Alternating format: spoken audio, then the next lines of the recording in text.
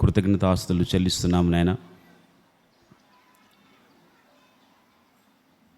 ఈ దినాన్ని ప్రభువా మీరు మా జీవితంలో పొడిగించి మీ సన్నిధి ఆవరణంలోనికి మమ్మలను చేర్చి సజీవ సంఖ్యలో ఉండడానికి కృప చూపించినందుకు మీకు కృతజ్ఞతాస్తుతులు చెల్లిస్తున్నాం.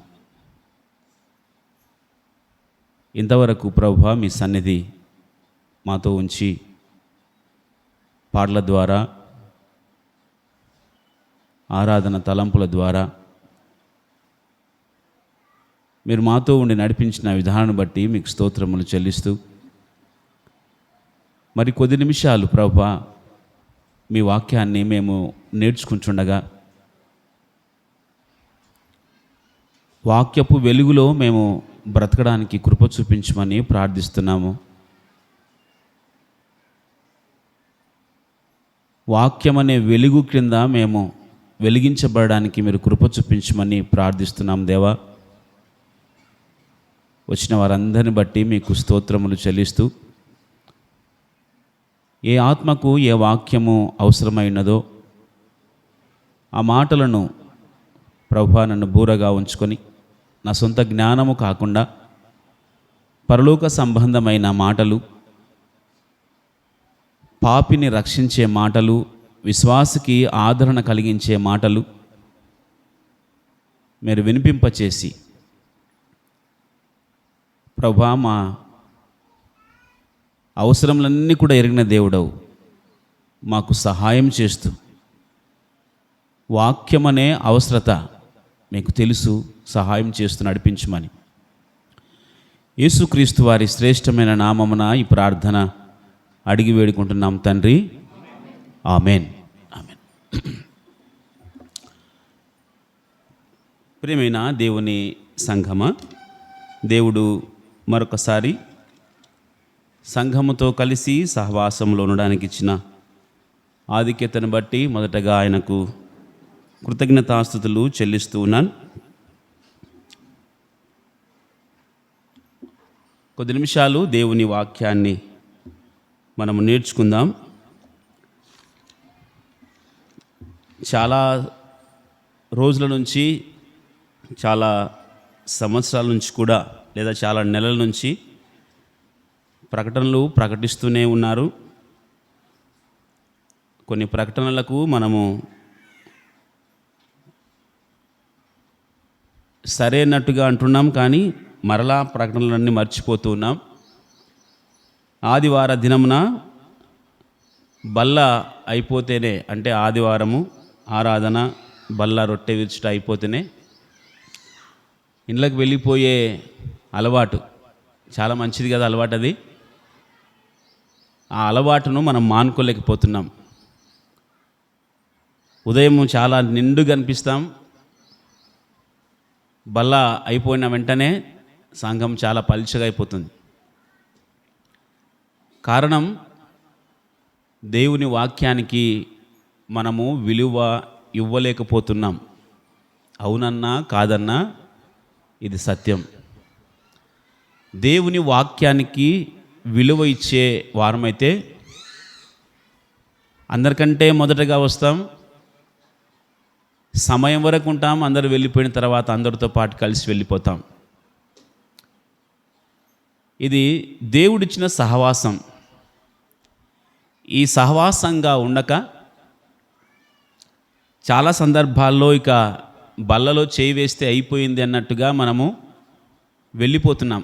ఈ ధోరణి మనం మానుకోవాలి. ఇది వాక్యానుసారమైన జీవితము కాదని చాలాసార్లు పుష్పరాజన్న గారు ప్రకటనలో చెప్పినప్పటికీ, దైవ సేవకులుగా చాలాసార్లు ఇక్కడ నిలబడిన వారు కూడా చెప్పినప్పటికీ, ఇంకా మారణులనిగా ఉంటే దేవుడు ఒక రోజున మిమ్మల్ని తీర్పులోనికి తీసుకోక తప్పదు అన్న విషయాన్ని మరొకసారి గుర్తు చేస్తూ ఉన్నాను. కాబట్టి దేవుని వాక్యానికి మనము చోటిద్దాం. దేవుని వాక్యాన్ని మన హృదయంలో భద్రం చేసుకుందాం. కాలములు బహుభయంకరంగా ఉంటున్నాయి. బయటి ప్రాంతాల్లో మనం చూస్తే సంఘాలుగా కూడుకోవడానికి కూడా చాలా ఇబ్బందికరమైన పరిస్థితులను చూస్తున్నాం. వాక్యము దొరికే కాలంలోనే వాక్యాన్ని మనము నేర్చుకుందాం. ఒకవేళ వాక్యమే కరువైపోయే రోజులు వస్తాయని దేవుని వాక్యం సెలవిస్తూ ఉంది. మనకందరికీ తెలిసిన మాటలే. ఇది ఆహారము కొరకైన కరువు కాదు, కానీ వాక్యము దొరకని క్షామము అని దేవుని గ్రంథము మనకు సెలవిస్తూ ఉంది. వాక్యము దొరకని రోజులు రావచ్చు. అది మన దినాల్లో కావచ్చు, ఇక ముందున్న దినాల్లో కావచ్చు. కాబట్టి అలాంటి దినాలు రాకముందే దేవుని వాక్యానికి మనము చోటిచ్చి, వాక్యానికి భయపడి, దేవుని యందు భయభక్తులు కలిగిన జీవితాల్లో మనం ఉండాలని, అలాంటి వారిని గురించి దేవుడు ఎంతగానో ఆనందిస్తాడు అన్న విషయాన్ని కూడా లేఖనాల నుంచి మనము నేర్చుకుంటూ వచ్చాం. ఈ దినము ఒక సంఘము గురించి మనం నేర్చుకుందాం. ఒకవేళ కొన్ని సందర్భాల్లో మనము ఈ సంఘము గురించిన విషయాలు విని ఉండవచ్చు. ఈ సంఘము ఎలాంటి సంఘము అంటే, శ్రమలలో నుంచి వచ్చిన సంఘం, గొప్ప ఉపద్రవములో దేవుని వాక్యాన్ని అంగీకరించిన సంఘం, హింసలు వచ్చినప్పటికీ, భయంకరమైన పరిస్థితులు వచ్చినప్పటికీ స్వార్థకు చోటిచ్చిన సంఘం, విశ్వాసపు పనిలో ముందుకు వెళ్ళిన సంఘం, ప్రేమలో మాదిరి చూపించిన సంఘం. ఆ సంఘానికి పౌలు గారు పత్రిక రాస్తూ ఉన్నాడు. పౌలు రాసిన పత్రికల్లో మొదటి పత్రిక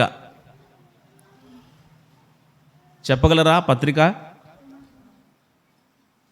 తెస్సలోనికకు రాసిన పత్రిక. ఈ తెస్సలోనిక సంఘానికి ప్రభువారు పరిశుద్ధాత్ముని ద్వారా పౌలు గారు వ్రాస్తున్న మాటలు, ప్రభు మనకు జ్ఞాపకం చేసే మాటలు. ఇది మాదిరికరమైన సంఘము అని ఈ పత్రికను మనం చదివినప్పుడు మనకు అర్థమవుతుంది. మాదిరికరంగా మనం బ్రతకాలి అని. ప్రియమైన దేవుని పిల్లలారా, ఈ తెస్సలోనిక ప్రాంతము లేదా ఆ దేశము, ఆ ప్రాంతము క్రీస్తు పూర్వము 315వ సంవత్సరంలో స్థాపించబడింది, లేదా దానికి పేరు పెట్టబడింది.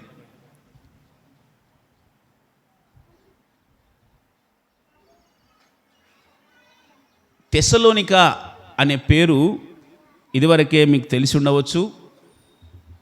ఒక స్త్రీ పేరు, ఒక రాజు యొక్క కూతురు పేరు.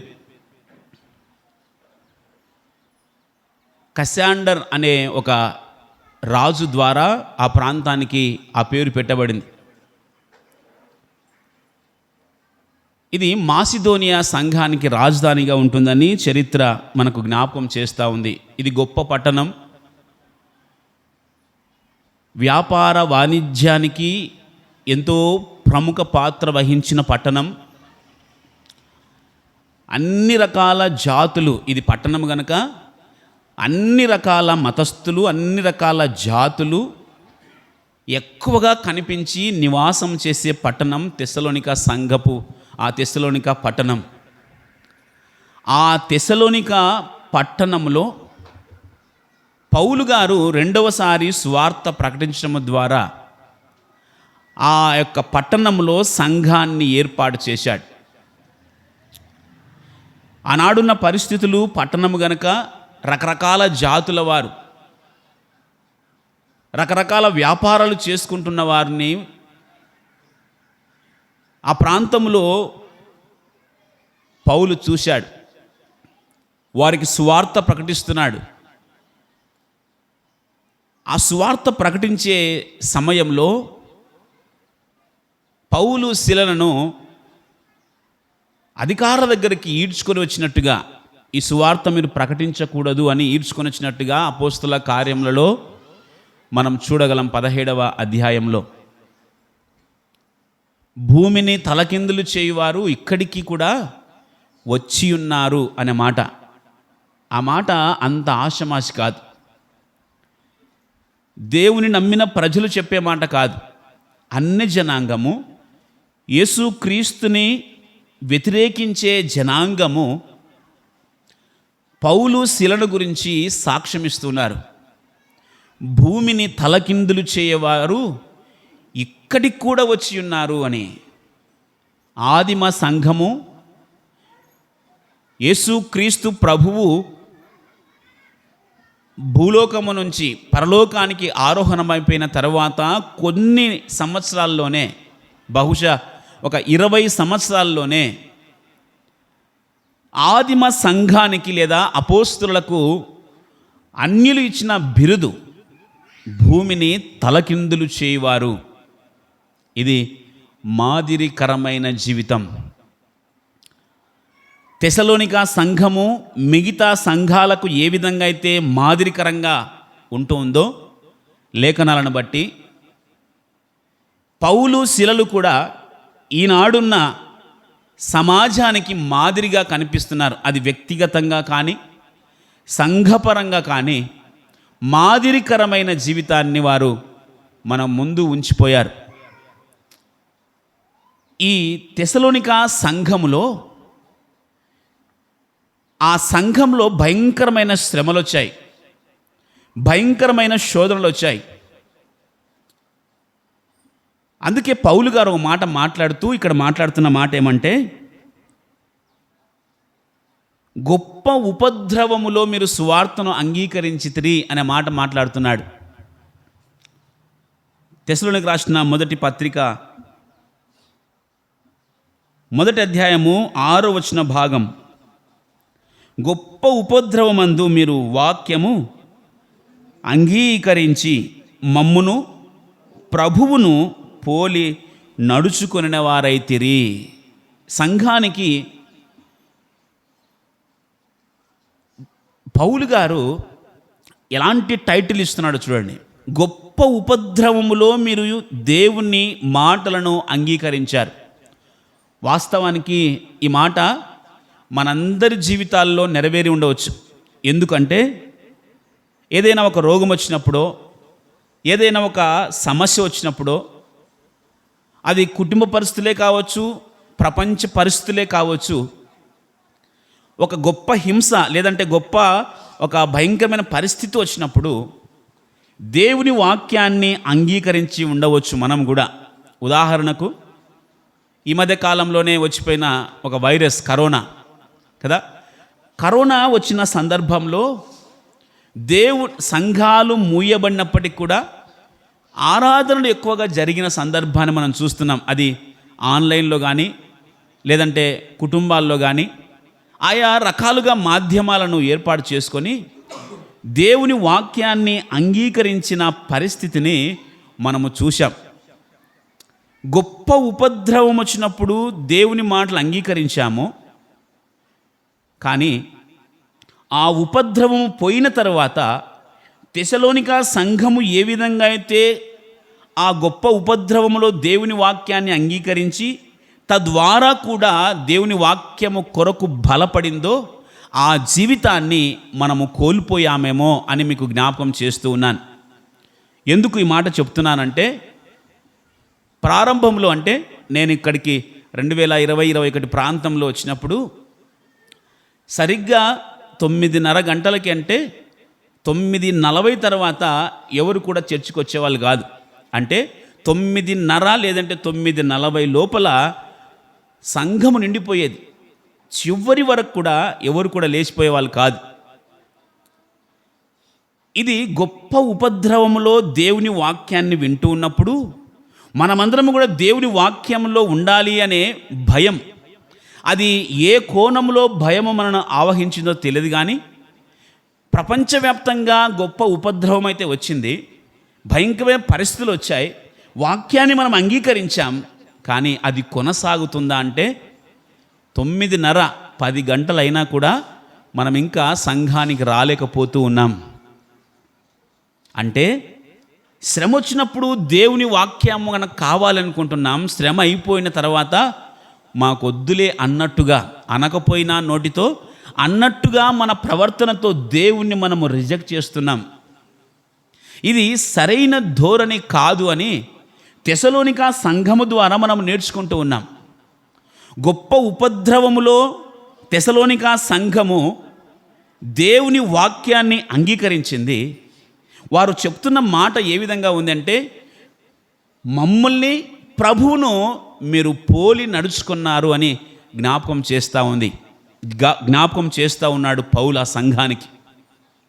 ప్రియమైన దేవుని సంఘమా, ఈరోజు ఈ సంఘాన్ని మన జీవితాలకు అప్లై చేసుకుంటే ఈ సంఘపు మాదిరి మన సంఘంలో కనిపిస్తూ ఉందా అన్నది ఒకసారి మనం ఆలోచన చేయాలి. బైబిల్ గ్రంథంలో భక్తుల జీవితాలను మనకు మాదిరిగా చూపిస్తూ ఉన్నాడు.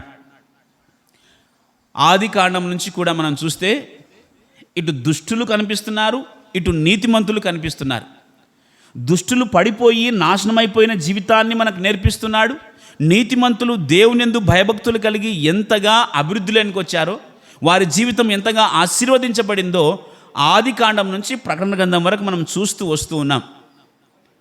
వారి జీవితాలు వీరి జీవితాలు మనం చూస్తూ వస్తున్నప్పటికీ కూడా మనము ఎవరికి మాదిరిగా బ్రతుకుతున్నాము అన్నది మనం పరీక్షించుకోవాలి.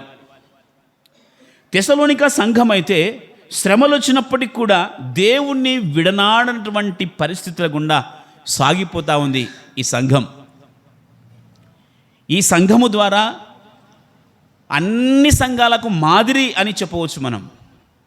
ఎందుకు అంటే ప్రారంభంలోనే మాట్లాడుతున్నాడు.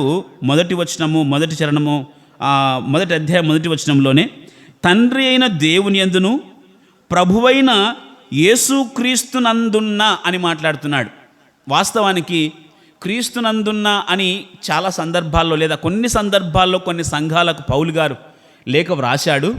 కానీ ఈ సంఘానికి తండ్రి అయిన దేవుని నందున్న యేసుక్రీస్తునందున్న అని ఆయనలో ఉన్న సంఘముగా, ఆయనలో వాక్యము చేత బయటికి వచ్చిన సంఘముగా ఇక్కడ మనకు జ్ఞాపకం చేస్తూ ఉన్నాడు.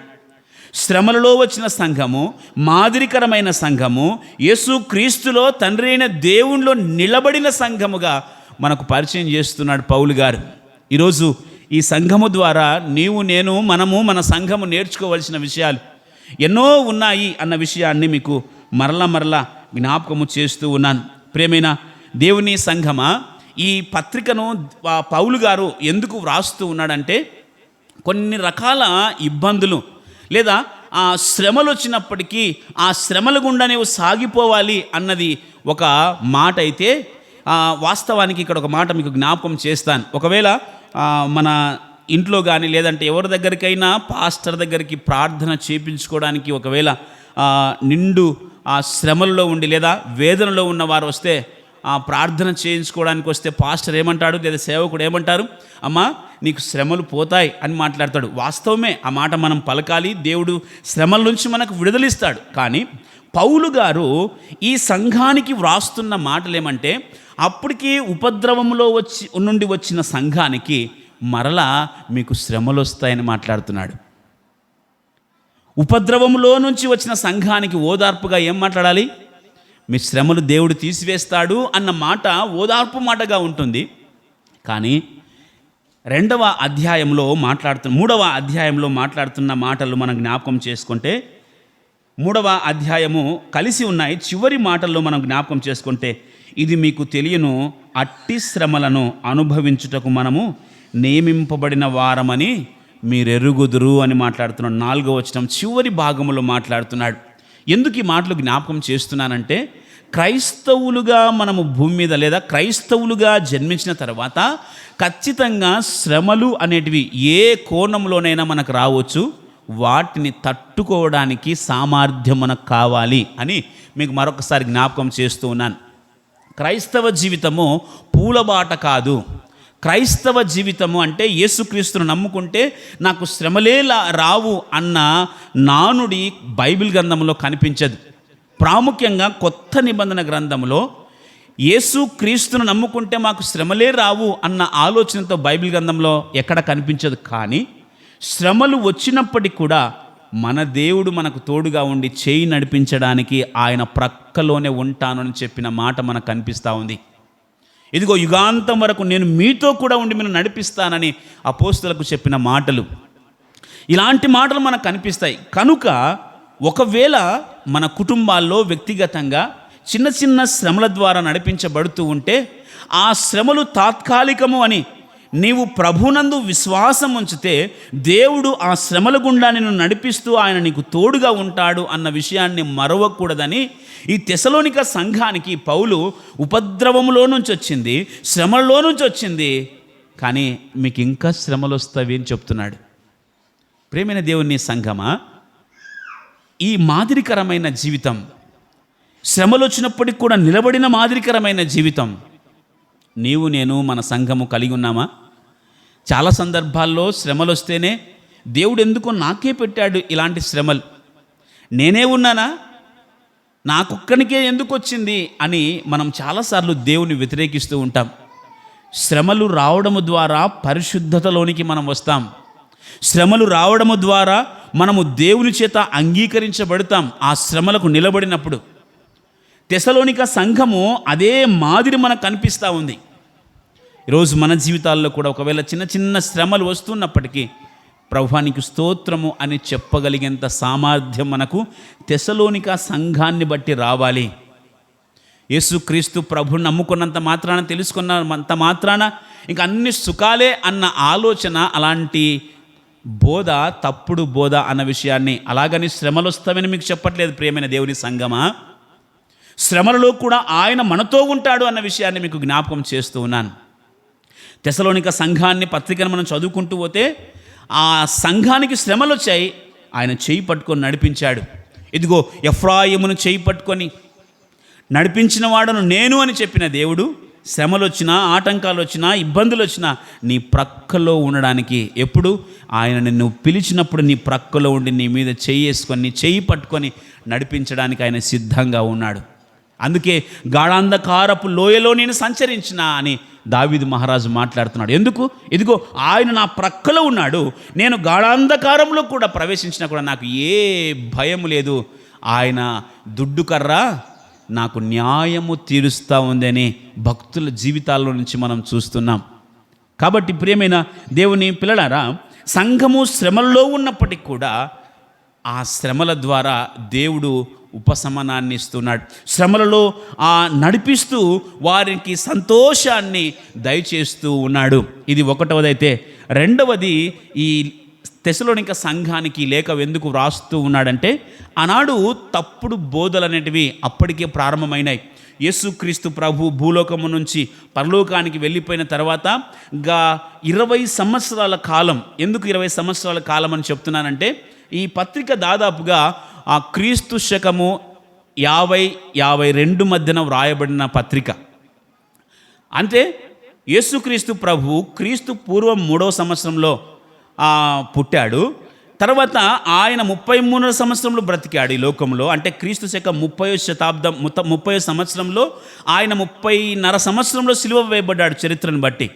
ఇక 50వ సంవత్సరం అన్నప్పటికీ దాదాపుగా 20 సంవత్సరాల కాల వ్యవధిలోనే సంఘములోనికి తప్పుడు బోధలు బయలుదేరాయి. ఎలాంటి తప్పుడు బోధలు అంటే, ఈ పత్రిక రాస్తూ ఉన్నప్పుడు పౌలు గారు రోమాలో ఉన్నారు. రోమాలో దూర ప్రాంతంలో ఉన్నాడని చెప్పి చాలామంది సంఘములో ఉన్న కొందరు, ఇదిగో పౌలు మా ద్వారా లేఖ వ్రాశాడని, పౌలు ఏ విధంగా అయితే సంతకం చేసేవాడు ఫోర్జరీ చేసి సంఘాన్ని భయభ్రాంతులకు గురి చేసిన పరిస్థితి తెసలోనిక సంఘంలో కనిపిస్తూ ఉంది. అందుకే ఈ పత్రిక రాస్తూ ఉన్నప్పుడు ఒక నమూనా పౌలు గారు జ్ఞాపకం చేస్తూ ఉన్నాడు. ఆ మాటను మనం జ్ఞాపకం చేసుకుంటే తెసలోనికి రాసిన 2వ పత్రిక 3వ అధ్యాయంలో ఈ మాటలు మనకు కనిపిస్తాయి.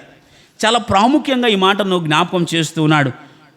తెసలోనికి రాసిన 2వ పత్రిక 3వ అధ్యాయము 17వ వచన భాగంలో భయంకరమైన అక్రమమును జరుగుతూ ఉన్నప్పుడు ఇది నాది, ఇది నా సంతకముతో రాసి పంపిస్తున్నానని చెప్తున్న మాటలు 17వ వచన భాగం. పౌలను నేను నా చేవ్రాతతో వందనమని వ్రాయుచున్నాను, నా చేవ్రాతతో వ్రాస్తున్నాను. ప్రతి పత్రిక యందును అదే గుర్తు, ఒక నమూనా ఇస్తున్నాడు, ఒక గుర్తునిస్తున్నాడు. ఎందుకంటే సంఘములో అబద్ధ బోధకులు తయారైపోయారు. ఇదిగో ఈ పత్రిక పౌలే రాశాడని సంఘంలో నిలబడి తప్పుడు సిద్ధాంతాలను సంఘానికి బోధించేవారు. అప్పటికే 20 సంవత్సరాల కాలంలోనే తప్పుడు సిద్ధాంతాలు వచ్చాయి. కాబట్టి ప్రియమైన దేవుని సంఘమా, ఈ పత్రిక ఎందుకు రాస్తున్నట్టే ఫోర్జరీ జరుగుతూ ఉంది.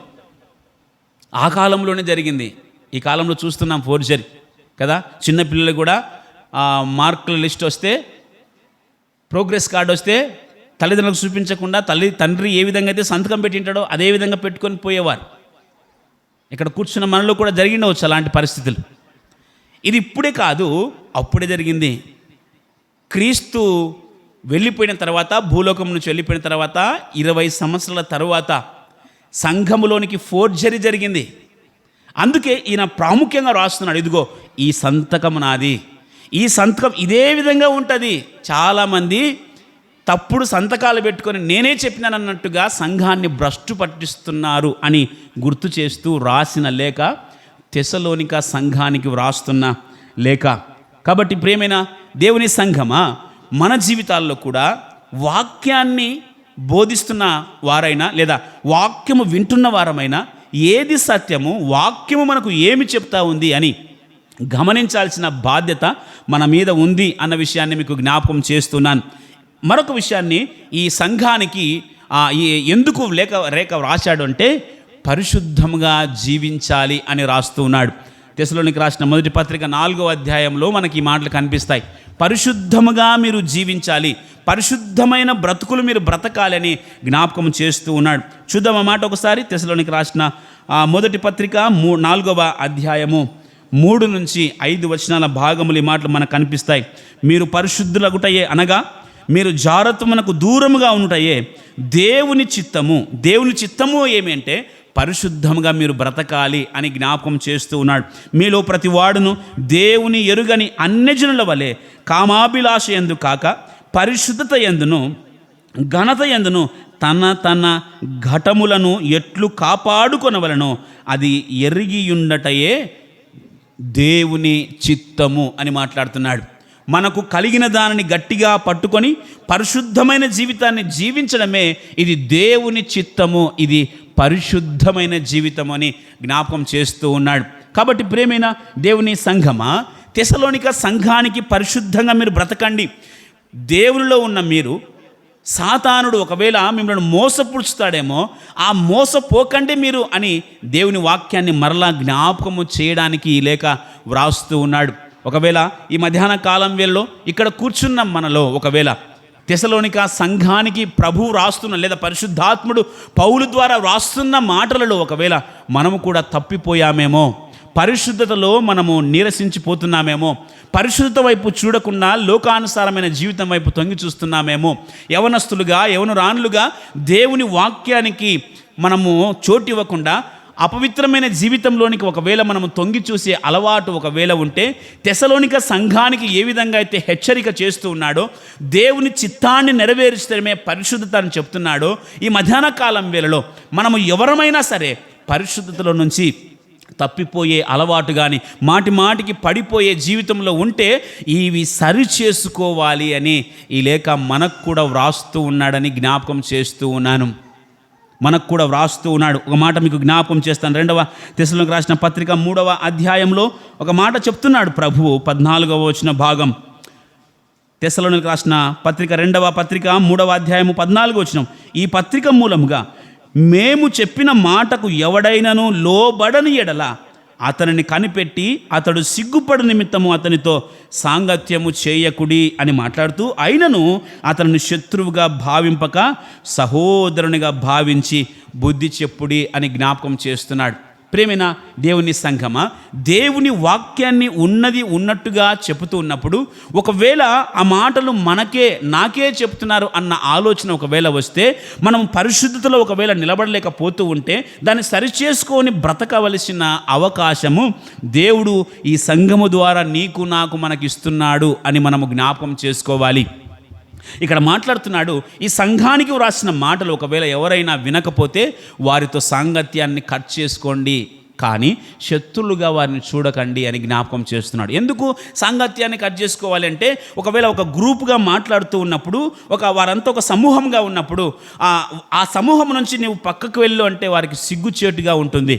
అప్పుడైనా కూడా మారు మనసు పొందడానికి అవకాశం ఉంటుంది అని పౌలు గారు ఈ మాటలు వినలని వారితో సాంగత్యాన్ని కట్ చేయండి అంటున్నాడు. అయినప్పటికీ కూడా మరలా వెంటనే మాట్లాడుతున్నాడు, మీరు వారిని శత్రులుగా చూడకండి అంటున్నాడు. కొన్ని బలహీనతలు ఎవరిలోనూ ఉంటాయి.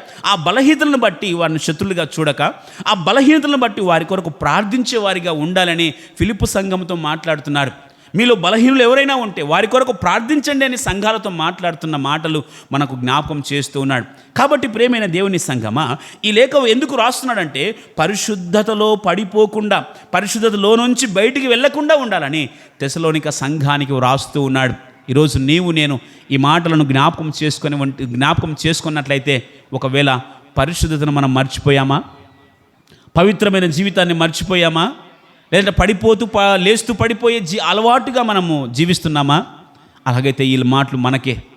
దేవుని చిత్తాన్ని నెరవేర్చాలని ప్రభు మనతో మాట్లాడుతూ ఉన్నాడు. ఆ ప్రభు మాటను మనము తిరస్కరించకుండా పవిత్రమైన జీవితాన్ని, పరిశుద్ధమైన జీవితాన్ని మనం ఆయనకి ఇద్దాం. యవనస్తులుగా, యవనురాన్లుగా, దేవుని పిల్లలుగా, ప్రతి ఒక్కరు, చిన్నపిల్లలు కానీ పెద్దవారు కానీ, పరిశుద్ధత చాలా ప్రాముఖ్యమైనది. యేసుక్రీస్తు రక్షణ మనకు వరము, కానీ పరిశుద్ధత రక్షణకున్న ప్రతిఫలం. ఆ రక్షణను పొందుకున్నాము ప్రభు ద్వారా, ఉచితంగా రక్షణ పొందుకున్నాం. దాని పర్యవసానం, రక్షణకు పర్యవసానం ఏమి కావాలంటే పరిశుద్ధమైన జీవితాన్ని మనము కలిగి జీవించాలి. లేదంటే ఆ రక్షణ ఎటుక్కుపోతుందో తెలియదు. అందుకే పౌలు గారు కొరింథీ సంఘానికి రాస్తున్నాడు, మీ రక్షణలో మీరు కొనసాగుడి అని మాట్లాడుతున్నాడు. దేవుడిచ్చిన రక్షణ, ఉచితమైన రక్షణలో మనం కొనసాగాలంటే పరిశుద్ధమైన జీవితం మనం జీవించాలి. దేవుని ఆలయాన్ని పాడు చేసేవాడిని నేను పాడు చేస్తానంటున్నాడు. పరిశుద్ధమైన దేవునికి, పరిశుద్ధాత్మకు మన ఆలయము, మన దేహం మన ఆలయం అని చెప్పి మాట్లాడుతున్నాడు. ఈ ఆలయాన్ని ఎవడైనా పాడు చేస్తే వాని నేను పాడు చేస్తానని 3వ అధ్యాయంలో మాట్లాడుతూ ఉన్నాడు. ఒకవేళ ఈ ఆలయాన్ని మనం పాడు చేస్తున్నామా? అపవిత్రమైన ఆలోచనలకు, అపవిత్రమైన ప్రతి నీచమైన కార్యాన్ని మన హృదయంలో నింపుకొని ఒకవేళ పరిశుద్ధతలో నుంచి బయటికి వెళుతున్నట్లయితే ప్రభు నీతో మాట్లాడుతున్నాడు. నీ జీవితాన్ని సరిచేసుకోవాలని ప్రభు మాట్లాడుతున్నాడు. నీవు ఇతరులకు మాదిరికరంగా ఉండాలని తెసలోనిక సంఘాన్ని మాదిరిగా చూపిస్తున్నాడు. ప్రియమైన దేవుని సంఘమా, మొదటి అధ్యాయంలో వారి మాదిరికరమైన జీవితాన్ని మనం చూస్తాం. ఎంత మాదిరికరమైన జీవితము అంటే, వారు శ్రమలో నుంచి ప్రభువుకు ప్రత్యేకంగా వచ్చిన వారి విశ్వాసాన్ని వారు కాపాడుకున్నారు, నిరీక్షణలో వారు కొనసాగుతూ ఉన్నారు, ప్రేమలో ఎడతెగక ఉంటున్నారని వారి గురించి సాక్ష్యం ఇస్తూ ఉన్నాడు. అలాంటి సాక్ష్యము నేను పొందాలంటే, దేవుని చేత సాక్ష్యం పొందుతున్న సంఘం, పరిశుద్ధాత్ముని చేత సాక్ష్యము పొంది మనకు మాదిరికరంగా నిలబడిన సంఘం. అన్ని సంఘాలు ఒక మాదిరి అయితే ఈ తెసలోనిక సంఘం ఒక ప్రత్యేకమైన మాదిరిగా మనకు కనిపిస్తూ ఉంది. ప్రకటన గ్రంథంలో 7 సంఘాల్లో 2 సంఘాలు హెచ్చరికలు లేని సంఘాలు, మనకు తెలుసు ఆ సంఘాల పేర్లు. అలాంటి సంఘాల్లో ఒక సంఘంగా చేర్చబడిన సంఘము తెసలోనిక సంఘము. ఈ సంఘపు మాదిరి మనకు రావాలి. ఇందాక పుష్పరాధన గారు కూడా చెప్పారు, మన సంఘము ఇతరులకు మాదిరిగా ఉండాలని చూపించారు. చాలా విషయాల్లో మనం ఉంటున్నాం, కానీ ప్రతి విషయంలో కూడా ఈ ఇతర సంఘాలకు మాదిరి సంఘంగా మనం కనిపించాలి.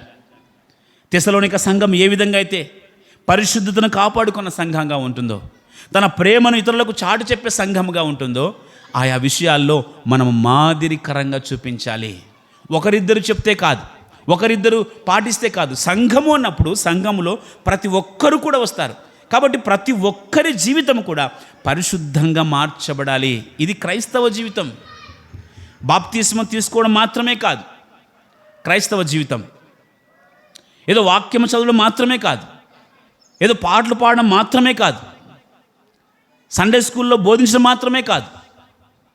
చిన్నపిల్లల పరిచర్యలో పాల్గొనడం మాత్రమే కాదు, ఒకవేళ ఇక్కడ నిలబడి వాక్యము నేనైనా, ఇది మాత్రమే కాదు, క్రీస్తును అనుకరించడము క్రైస్తవ జీవితం. క్రీస్తును అనుకరించి బ్రతకడం క్రైస్తవ జీవితం. ఆ అనుకరణ తెసలోనిక సంఘములో మనం చూస్తున్నాం. ఒకవేళ ఆ అనుకరణకి ఇదివరకే ఉంటే దేవుడు నిన్ను దీవించునుగాక.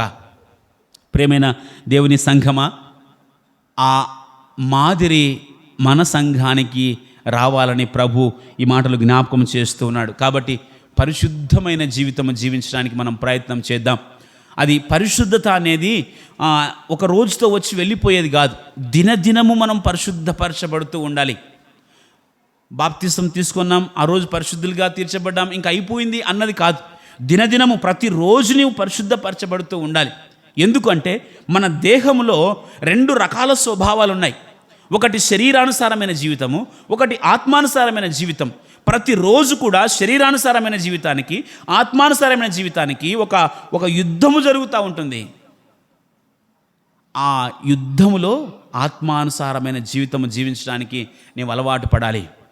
ఎప్పుడైతే మనము మంచి మాటలు, మంచి కార్యాలు చేయాలని సిద్ధపడతామో, శరీరాశలు, శరీర కోరికలు ఎప్పుడు కూడా యుద్ధాన్ని ప్రకటిస్తుంటాయి ఆత్మ సంబంధమైన ఆ జీవితం పైన. దాన్ని జయించాలి అని గలితీలకు రాసిన పత్రిక 5వ అధ్యాయంలో 16-17 వచనాల్లో జ్ఞాపకం చేస్తూ ఉన్నాడు పరిశుద్ధాత్ముడు. అలాంటి జీవితం మనకు కావాలి. పరిశుద్ధతలోనికి వెళ్ళే జీవితం కావాలి. పరిశుద్ధమైన జీవితంలో ప్రభు కొరకు బ్రతికే జీవితం మనము జీవించాలి. కాబట్టి తెసలోనిక సంఘము పరిశుద్ధతలో నిలువబడిన సంఘము. ఆ పరిశుద్ధతలో నీవు, నేను, మనము, మన సంఘము నిలబడాలని దేవుని వాక్యాన్ని బట్టి మనము హెచ్చరించబడుతూ ఉన్నాం. అంతేకాకుండా ఈ సంఘానికి లేఖ ఎందుకు వ్రాశాడు అంటే నిరీక్షణ కొరకు వ్రాశాడు. నిరీక్షణ కొరకు వ్రాసిన మాటలు, ఆ మాటలు మనకు 4వ అధ్యాయంలోనే మనకు కనిపిస్తాయి. 4వ అధ్యాయం 13 నుండి 18 వచన భాగాలు. చనిపోయిన సందర్భాల్లో ఈ మాటలు ఎక్కువగా మనం వింటూ ఉంటాం. నిరీక్షణ లేని వారి వలె మీరు ఉండకూడదు, ఇతరుల వలె మీరు ఉండకూడదని చెప్పుతూ నిరీక్షణ ఒకటి మనకుంది అని జ్ఞాపకం చేస్తున్న మాటలు. ఆ నిరీక్షణ కలిగిన సంఘముగా నీవు, నేను, మనము ఉండాలని దేవుని వాక్యాన్ని బట్టి మనము నేర్పబడుతూ ఉన్నాం. మరొక మాట ఎందుకు రాశాడు అంటే క్రమశిక్షణ కొరకు వ్రాశాడు. ఈ నిరీక్షణ అన్నది పౌలు ద్వారా ప్రకటించబడినప్పుడు, ఈ మాటలు వ్రాస్తూ ఉన్నప్పుడు, ఇదిగో దేవుని రాజ్యం వస్తూ ఉంది, ఇదిగో దేవుడు మరలా 2వసారి ఈ లోకానికి వస్తాడు అని చెప్పబడినప్పుడు అక్కడున్న ప్రజలందరూ కూడా అనుకున్న ఆలోచన ఏమంటే, ఇక వస్తాడు ఆయన, మనకున్న ధనము, మనకున్న వైభోగం అంతా కూడా ఎవరి పాలవుతుందో తెలియదు. అంటే మనము ఈ లోకములో ఉన్నప్పుడే మనము అనుభవించి చనిపోవాలి అన్న ఒక దురుద్దేశము ఆనాటి ప్రజల్లో వచ్చింది. ఆనాటి ప్రజల్లో వచ్చి ఉన్నదంతా పని చేయకుండా తిని త్రాగుచున్న మాట అంటే ఇది వేరే రకంగా మాట్లాడటం లేదు, కానీ వారు తింటున్నారు, త్రాగుతున్నారు, పనేమి చేయట్లేదు. అందుకొరకే ఈ యొక్క లేఖ వ్రాస్తూ ఉన్నాడు. మీరు తింటున్నారు, త్రాగుతున్నారు, ప్రభులో ఉంటున్నాం అనుకుంటున్నారు, కానీ యేసుక్రీస్తు రాకడ ఇప్పుడే రాదు, అది ఎప్పుడో మనకు తెలియదు అని జ్ఞాపకం చేస్తూ ఈ లేఖ వ్రాస్తున్న మాటలను మీరు మీ సొంత పని చేసుకొని భోజనం చేయాలి అని జ్ఞాపకం చేస్తున్నాడు. 2వ పత్రికలో మాట్లాడుతున్న మాటలు 3, 10, 12 వచనాల్లో మనం ఆ మాటలు చూస్తాం.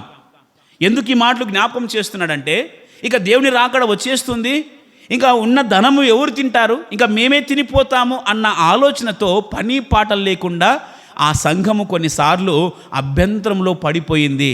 ఆ అభ్యంతరాన్ని తీసివేయడానికి రాస్తున్న లేఖ. ఈ యొక్క 5 విషయాల గురించి పౌలు గారు ఈ సంఘానికి లేఖ వ్రాస్తున్నాడు. ఒకటి, శ్రమలో ఉన్న సంఘము, నీకు ఇంకా శ్రమలు వస్తాయి, నువ్వు నిలబడు అని మాట్లాడుతున్నాడు. 2వదిగా, ఫోర్జరీ చేసే వాళ్ళు ఉన్నారు, ఆ ఫోర్జరీ మాటలు వినకండి. తప్పుడు బోధలు సంఘంలోనికి వస్తున్నాయి, ఆ తప్పుడు బోధ ఎందు మీరు నిలకడగా మీరు సరి చేసుకోండి అని చెప్పబడుతున్న మాటలు. 3వదిగా, పరిశుద్ధతలో మీరు నిలబడండి, దేవుని చిత్తము పరిశుద్ధమైన జీవితము జీవించడమని జ్ఞాపకం చేస్తున్నాడు. 4వదిగా, నిరీక్షణ ఉండాలి అని మాట్లాడుతున్నాడు. ఆ నిరీక్షణ ప్రభు వచ్చేంత వరకు మనము ఉండాలి, లేదా మనం పోయేంత వరకు, ఈ లోకం విడిచేంత వరకు ఉండాలని జ్ఞాపకం చేస్తున్న మాటలు. అదే క్రమంలోనే మీరు పని చేసుకొని మీ బ్రతుకు మీరు బ్రతకండి అని జ్ఞాపకం చేస్తున్న మాటలు. ఈ విధంగా పౌలు గారు ఆ సంఘానికి లేఖ వ్రాస్తూ ఆ సంఘములో ఉన్న కొన్ని విషయాలు జ్ఞాపకం చేస్తూ ఉన్నాడు. ఆ సంఘము ఏ విధంగా మాదిరికరంగా ఉందో ఈ 5 విషయాల్లో ఒకవేళ మనము తప్పిపోయే వారిగా ఉంటే మనము సరిచేయబడదాము. మొదటి అధ్యాయంలో ఇంకా అనేకమైన విషయాలు పౌలు గారు కోడ్ చేస్తూ ఉన్నారు. ఏ విషయాలు కోడ్ చేస్తున్నారంటే మనం చూద్దాము. 2-3 వచన భాగాల్లో, మొదటి దశలోనికి రాసిన పత్రికలో 2-3 వచన భాగాల్లో విశ్వాసముతో కూడిన మీ పని అని మాట్లాడుతున్నాడు. సంఘం ఏ విధంగా ఉందో మాట్లాడుతున్నాడు. ప్రేమతో కూడిన మీ ప్రయాసము, తర్వాత మన ప్రభు అయిన యేసుక్రీస్తునందని నిరీక్షణతో కూడిన మీ ఓర్పును మేము మన తండ్రి అయిన దేవుని ఎదుట మానక జ్ఞాపకం చేసుకొనుచు మా ప్రార్థనల యందు మీ విషయమై విజ్ఞాపనము చేయుచు మీ అందరి నిమిత్తము ఎల్లప్పుడూ దేవునికి కృతజ్ఞతాస్తుతులు చెల్లించుచున్నాము అని సంఘానికి ఒక బిరుదిస్తున్నారు. 3 విషయాల్లో సంఘము దృఢపడినట్టుగా చూస్తున్నాం. ఒకటి, విశ్వాసముతో కూడిన పని విషయంలో. క్రియలు లేని విశ్వాసము మృతము అని మనకు తెలుసు. యాకోబు పత్రికలు మనం చదివాం. క్రియలు లేని విశ్వాసం, చాలా సందర్భాల్లో ఒకవేళ విశ్వాసం మాత్రమే కనుపరిచి క్రియ మనం చూపించకపోతే అది చచ్చిన పనితోనే సమానము అని జ్ఞాపకం చేస్తున్నాడు. కానీ తెసలోనిక సంఘములో విశ్వాసం ఉంది, విశ్వాసముతో కూడుకున్న పనిని వారు చూపిస్తున్నారు. ఈరోజు మన సంఘంలో ఒకవేళ విశ్వాసం మాత్రమే చూపిస్తున్నామేమో, క్రియ చూపించడం లేదేమో, దేవుని కొరకైన మంచి పనులు చేయడం లేదేమో, ఇదిగో ప్రభు నేను నమ్ముకుంటున్నానని కేవలం విశ్వాసం మాత్రమే చూపించి అంతరాళంలో మాత్రమే విశ్వసిస్తున్నావు, కానీ క్రియ రూపంలో మనము బయటికి రావడం లేదేమో. ప్రేమైన దేవుని సంఘమా, అందుకేనేమో పుష్పరాజన్న గారు ఇందాక ప్రకటించినారు కదా, ముందుకు రండి అంటున్నారు. క్రియ రూపంలో మీరు చూపించండి అంటున్నాడు. క్రియ రూపంలో మీరు చూపిస్తే సంఘం అనేకమైన సంఘాలకు మాదిరికరంగా ఉంది అని మాట్లాడుతున్నాడు. కాబట్టి మన జీవితాల్లో కూడా విశ్వాసం మాత్రమే ఉండి పని చేయకుండా ఉంటే తెసలోనిక అనుభవాలు మన సంఘంలో లేనట్టే. అది వ్యక్తిగతంగా అయినా సంఘపరంగా అయినా. అంతేకాకుండా రెండవదిగా ప్రేమతో కూడిన ప్రయాస, ప్రయాస అని మాట్లాడుతున్నాడు. పౌలు గారు ఇంకొక చోట కొరింథీ సంఘం రాస్తూ ప్రేమ కొరకు మీరు ప్రయాసపడండి అని మాట్లాడుతున్నాడు. మొదటి కొరింథీలకు రాసిన పత్రికలో. ప్రేమైన దేవుని పిల్లలారా, ఈ ప్రేమ ఎక్కడి నుంచి వారు నేర్చుకున్నారు అని దేవుడు జ్ఞాపకం చేస్తున్నాడంటే ఇదే 4వ అధ్యాయంలో, మొదటి దశలోకి రాసిన పత్రిక 4వ అధ్యాయము 9-10 వచనాల్లో ఈ మాట మాట్లాడుతున్నాడు. సహోదర ప్రేమను గూర్చి మీకు వ్రాయనక్కరలేదు, మీరు ఒకరినొకడు ప్రేమించుటకు దేవుని చేతనే నేర్పబడితిరి అని మాట్లాడుతున్నాడు. ఈ సంఘము ఎవరి ద్వారా నేర్చుకుంది ప్రేమ అంటే దేవుని ద్వారా నేర్చుకున్న సంఘం. ప్రేమైన దేవుని సంఘమా, ఈరోజు ఎవరి ద్వారా ప్రేమను నేర్చుకుంటున్నావు? వ్యక్తుల ద్వారానా? ఆ వ్యక్తుల ద్వారా ఒకవేళ నువ్వు ప్రేమను నేర్చుకుంటే అవి వ్యామోహాలకు దారి తీస్తావేమో, అవి లోకములో ఉన్న ప్రేమలకు దారి తీస్తావేమో. కానీ దేవుని యొద్ద నుంచి ప్రేమ నేర్చుకుంటే, దేవుడు చూపిస్తున్న ప్రేమ ఎటువంటిదంటే నీకు ఉన్నా లేకపోయినా నిన్ను ప్రేమించే ప్రేమ. దాన్నే కొలస్సీలకు రాసిన పత్రికలో అగాపే ప్రేమ అని వ్రాయబడింది.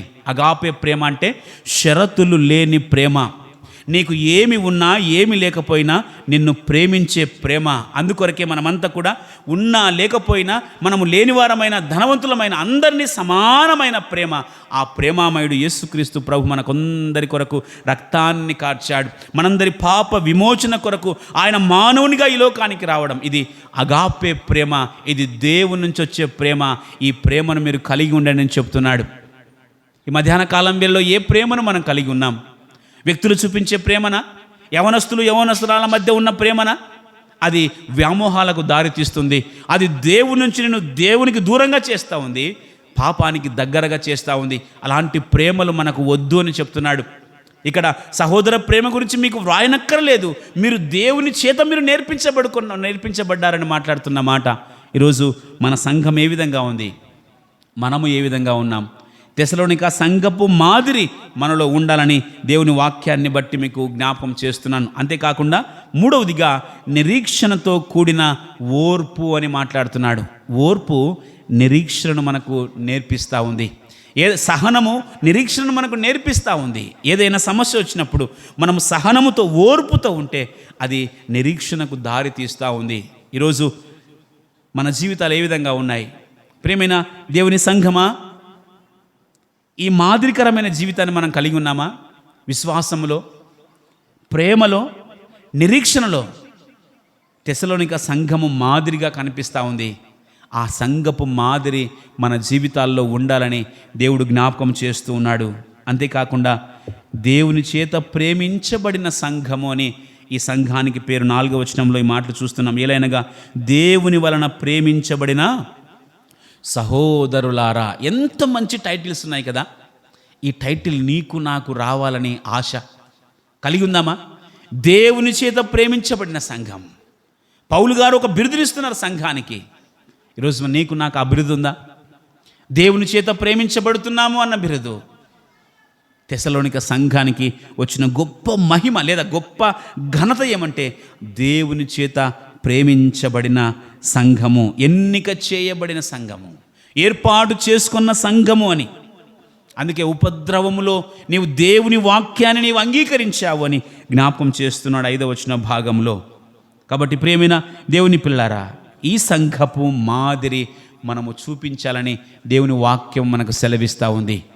ఈ సంఘపు మాదిరి మనము చూపించగలిగితే అది దేవునికి ఇష్టకరమైన సంఘము, దేవుడు ప్రేమించే సంఘము లోనికి నీవు చేర్చబడతావు. ఒకవేళ ఈ మాటలు విని వెళ్ళిపోయే వారిగా ఉండి మామూలేలే అనుకున్న ఆలోచనతో ఒకవేళ మనం సాగిపోతే దేవుడు ప్రేమింపబడని గ్రూపులో మనం ఉండిపోవాల్సి వస్తుంది. కానీ తెసలోనిక సంఘము ద్వారా నేర్చుకుంటున్న సంగతులను మనము జ్ఞాపకం చేసుకుందాం. వీరు ఇందాక చెప్పినట్టుగా మమ్మును ప్రభువును పోలి నడుచుకున్నవారు. మన పోలిక ఎవరి మాదిరి ఉంది అని ఒకసారి మనం జ్ఞాపకం చేసుకోవాలి.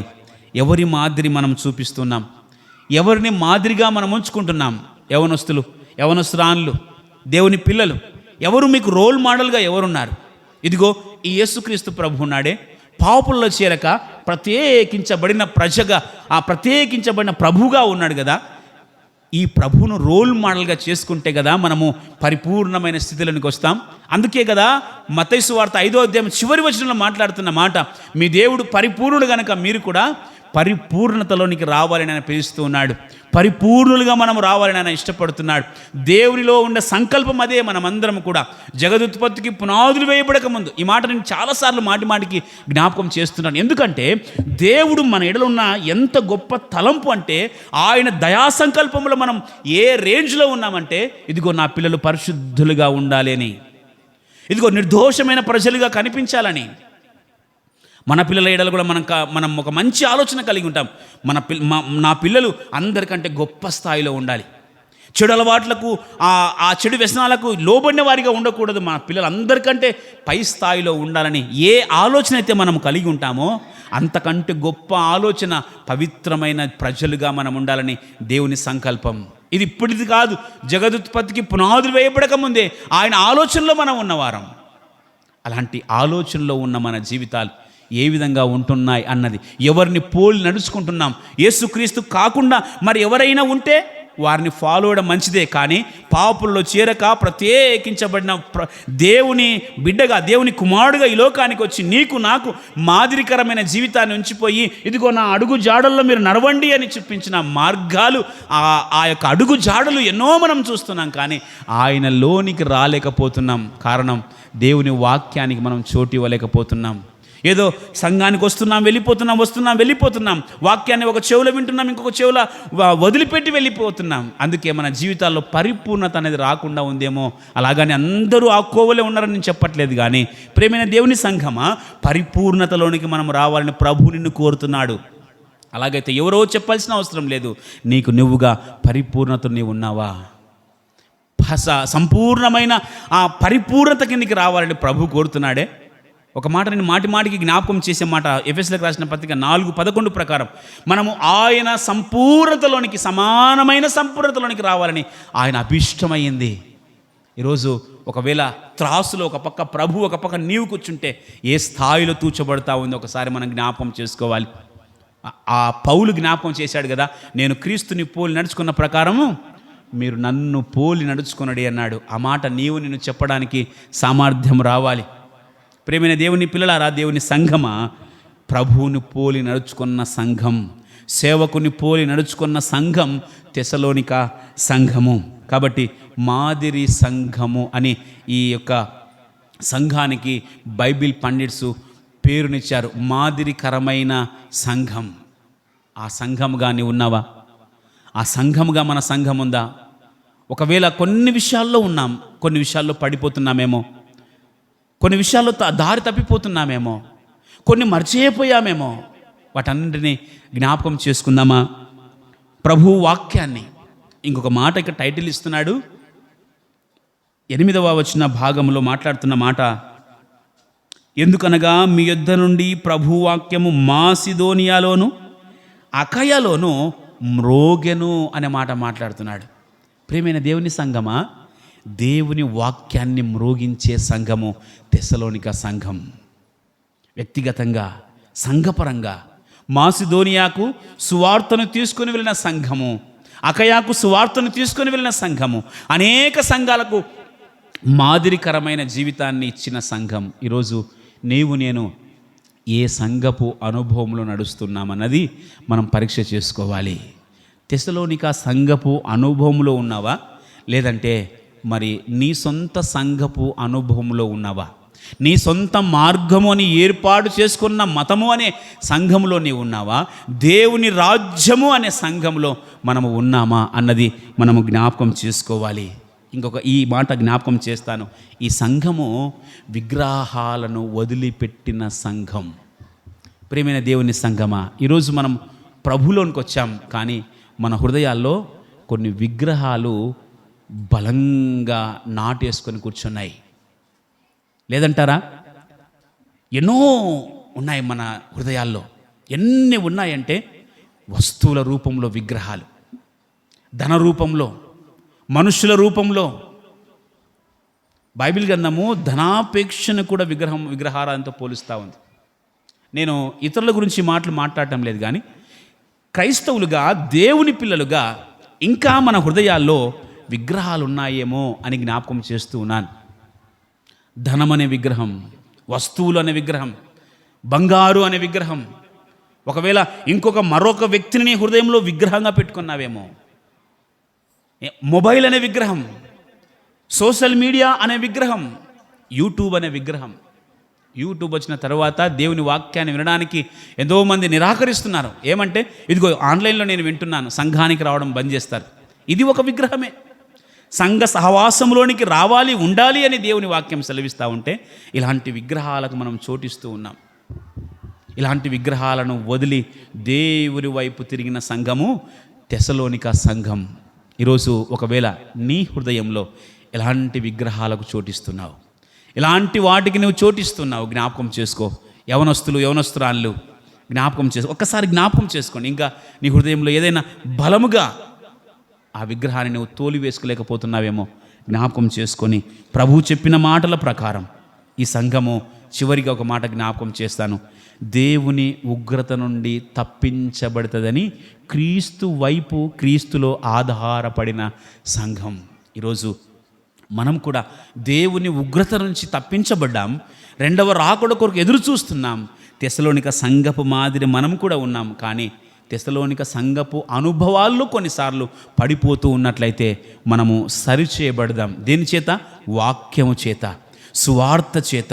సువార్త చేత సరిచేయబడి వాక్యము అనే ఆ యొక్క దేవుని రాజ్యానికి మనము చోటిద్దాం. మన హృదయాల్లో వాక్యము దేవుని రాజ్యం, ఆ దేవుని రాజ్యంలో నీవు నేను ఉండాలని ఆ రాజ్యం వైపు మనము చూస్తూ మన యొక్క జీవితాన్ని ప్రభు కొరకు, ప్రభు వైపు తిప్పుకొని ఆయన పైన ఆధారపడిన సంఘము తెస్సలోనిక సంఘం. కాబట్టి మనము ఆ మాదిరికరమైన జీవితాన్ని మనము చూపిద్దాం. ప్రపంచానికే మాదిరికరమైంది తెస్సలోనిక సంఘం. ఈరోజు మన సంఘం ఏ సంఘాలకు మాదిరిగా ఉంది? కొన్ని దానిలో మాదిరిగా ఉన్నాం, కొన్ని పడిపోతున్నామేమో. అది వ్యక్తిగతంగా అయినా సంఘపరంగా అయినా వాటన్నింటినీ సరి చేసుకుందాం. ఇంకా చాలా విషయాలు ఉన్నాయి, సమయం అయిపోయింది కనుక దేవుడు అవకాశం ఇస్తే మరొకసారి ఈ విషయాలన్నీ జ్ఞాపకం చేసుకుందాం. కాబట్టి ఈ సంఘపు మాదిరి మనం కలిగి ఉండాలని మీకు మరొకసారి జ్ఞాపకం చేస్తున్నాం. రండి, మోకాళ్ళ మీదకి రండి. ఒక్క నిమిషం ఒకసారి మనం పరిశీలించుకుందాం.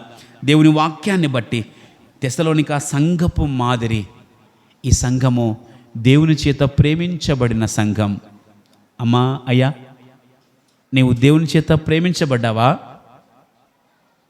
ప్రేమించబడింటే మంచిదే. ఒకవేళ ఆ దేవుని ప్రేమకు దూరం అయింటే తెస్సలోనిక సంఘపు అనుభవంలోనికి వస్తావా? ఆయన ప్రేమించే వ్యక్తిగా ఆ సంఘములో నువ్వు చేర్చబడతావా? గొప్ప ఉపద్రవములో దేవుని వాక్యాన్ని అంగీకరించిన సంఘం. మనం కూడా వాక్యాన్ని అంగీకరించే సంఘములో చేర్చబడదామా? ప్రభువులు పోలిన సంఘము తెస్సలోనిక సంఘం. నీవు ఎవరిని పోలి నడుచుకుంటున్నావు? ఎవరి పోలికలోనికి మార్చబడుతున్నావు? ఎవరిని నీ రోల్ మోడల్గా ఉంచుకున్నావు? ఒకసారి జ్ఞాపకం చేసుకో. అంతేకాకుండా వాక్యాన్ని ఇతర సంఘాలకు మ్రోగించిన సంఘం తెస్సలోనిక సంఘం. ఈ అనుభవం ఉందా మనలో?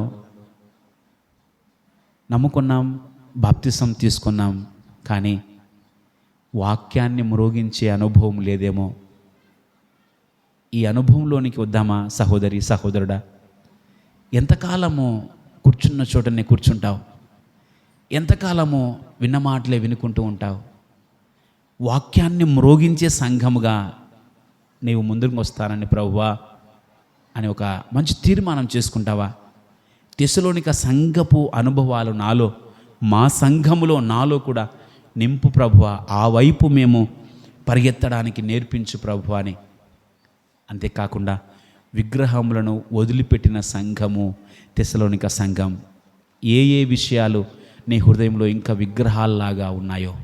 మొబైల్ అనే విగ్రహం, సోషల్ మీడియా అనే విగ్రహం, ఫేస్బుక్, వాట్సప్ ఇలాంటి విగ్రహాలకు నువ్వు చోటిచ్చి, షార్ట్స్ అనే విగ్రహం, భయంకరమైన వీడియోలో విగ్రహం, వీటన్నింటి నుంచి నేను బయటికి వస్తాను ప్రభువా అని తెస్సలోనిక సంఘపు అనుభవంలోనికి వస్తావా? దేవుని పైన ఆధారపడిన సంఘము తెస్సలోనిక సంఘం. ఆయన రాకడకు కొరకు ఎదురు చూచే సంఘం తెస్సలోనిక సంఘం. అమ్మాయ్య, తమ్ముడు, చెల్లి, ఎవరి రాకడ కొరకు ఎదురు చూస్తున్నావు? అలాగైతే ఆయన వస్తూ ఉన్నాడు. మాట ఇచ్చినవాడు తప్పకుండా వస్తాడు. ఆయన ఎప్పుడు వస్తాడో తెలియదు.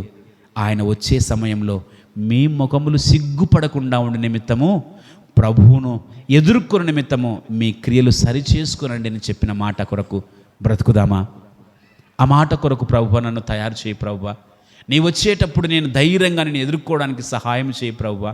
పడిపోయే జీవితం నుంచి నన్ను లేవునెత్తు ప్రభువా అని ఒక చిన్న ప్రార్థన, ఒక చిన్న తీర్మానం తీసుకుందామా? ఒక చిన్న తీర్మానం.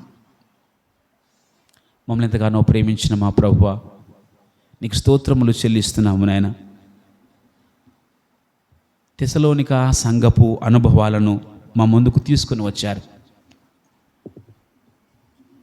కొన్నిసార్లు ఆ అనుభవాలలో మేము ఉంటున్నా మరలా పడిపోయే స్వభావం, ఆ అనుభవంలో నుంచి తప్పిపోతున్న స్వభావం. తండ్రి, విన్న వాక్యాన్ని మా హృదయాల్లో భద్రం చేసుకొని విశ్వాసపు పనిలో, ప్రేమలో ప్రయాసపడుతూ, నిరీక్షణలో ఓర్పు కలిగి జీవించడానికి, ప్రేమించబడే సంఘముగా ఉండడానికి, మా హృదయాల్లో ఉన్న విగ్రహాలను వదిలిపెట్టుకొని బ్రతికే సంఘముగా, మీ వైపు చూసే సంఘముగా,